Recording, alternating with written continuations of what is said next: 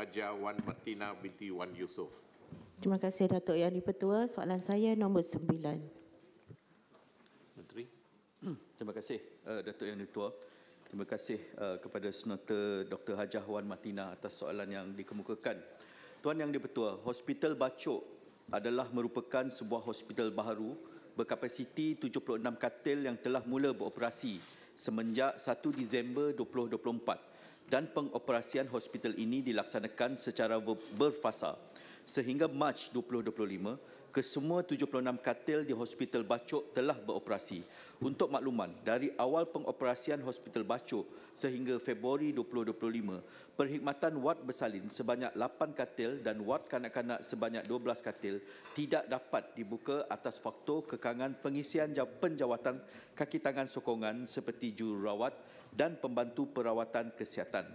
Namun begitu, sejak Februari 2025, keseluruhan katil-katil tersebut telah mula dioperasikan sebagai wad di kanting oleh Hospital Raja Perempuan Zainab II HRPZ 2 yang pada masa kini sedang menjalani kerja-kerja pembaikan pada bumbung wad kanak-kanak di HRPZ 2. Pembukaan perkhidmatan ini dilaksanakan dengan menggunakan kaki tangan dari HRPZ 2. Sehingga 28 Februari 2025, seramai 229 anggota yang berkhidmat di Hospital Bacok yang terdiri daripada 215 anggota latihan tetap dan 14 anggota latihan kontrak.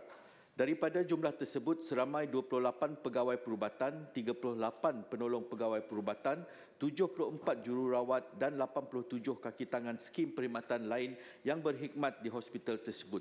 Bagi meningkatkan pengisian anggota di Hospital Bacok, KKM secara berterusan melaksanakan inisiatif berikut. Melaksanakan pengambilan seramai 3,228 jururawat dari kalangan graduan diploma kejururawatan daripada institusi pendidikan dalam negara bagi tujuan mengisi jawatan tetap di KKM, meningkatkan pengambilan pelatih secara perubatan di ILKKM kepada 6,705 pelatih mulai tahun 2025 berbanding 3,795 pelatih pada tahun 2023, melantik tetap seramai 3,200 pegawai perubatan kontrak pada tahun 2025, pada tahun 2024 seramai 171 pegawai perubatan latihan tetap telah ditempatkan di negeri Kelantan. Menerusi SPA, KKM akan meneruskan urusan pengambilan skim perkhidmatan lain seperti pembantu perawatan kesihatan PPK. Pada tahun 2024, KKM telah menempatkan seramai 117 PPK lantikan tetap di negeri Kelantan. Melaksanakan urusan pengisian menerusi penempatan secara pertukaran atau pemangkuan bagi mengisi kekosongan jawatan kenaikan pangkat. Pada tahun 2024, seramai 148 jururawat telah dipertimbangkan ke pertukaran dan pemangkuan ke negeri Kelantan. Dan juga saya ingin menambah kepada Yang Berhormat Senator, alasan untuk kita tidak membuka sepenuhnya wad juga adalah disebabkan peralatan yang belum sampai dan belum mencukupi. Sekian, terima kasih. Soalan tambahan. Terima kasih Yang Berhormat Timbalan Menteri. Seperti kita sedia maklum bahawa Hospital Bacok adalah hospital tanpa pakar. Jadi kita memerlukan seorang ataupun pegawai perubatan ataupun doktor yang berpengalaman ataupun sekurangnya pegawai perubatan kanan untuk menentukan diagnosis dan juga untuk melaksanakan prosedur rawatan. Jadi soalan saya, adakah kerajaan menentukan satu syarat minima kepada pengalaman doktor-doktor yang akan bertugas di hospital baru, terutamanya Hospital Bacok ini yang sangat barulah. Maksudnya untuk pengambilan doktor tu perlu doktor yang betul-betul berpengalaman. Saya nak kongsikan di sini, saya ada pengalaman di mana seorang rakan akrab saya baru saja meninggal kerana kelewatan untuk menghantar kepada hospital besar. Terima kasih. Menteri. Terima kasih Yang Berhormat. Saya mengambil keprihatinan Yang Berhormat itu sebagai satu perkara yang serius.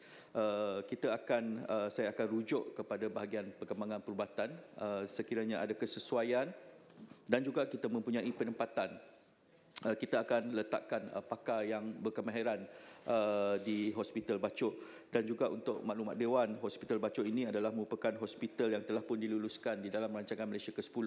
Satu tempoh yang sangat panjang, dan juga pada tahun 2023 saya sempat melawat Hospital Bachok ini dalam keadaan yang sangat sakit, dan juga kita telah membawa kontraktor penyelamat, dan juga sudah pasti setelah siapnya Hospital Bachok 76 katil ini, kita juga berharapan agar hospital ini akan dapat kita tempatkan doktor-doktor pakar, dan juga kriteria-kriteria yang ditanya oleh Yang Berhormat Senator itu adalah semestinya pakar-pakar yang kita produce dengan izin adalah merupakan pakar-pakar yang berkaliber dan berwibawa. Walaupun demikian, memang terdapat kes-kes diakui, kes-kes yang menyebabkan kecuaian dan juga kes-kes kesilapan berlaku, dan sebabkan itulah ya, kita terjadinya medical legal di dalam sektor kesihatan kita ini.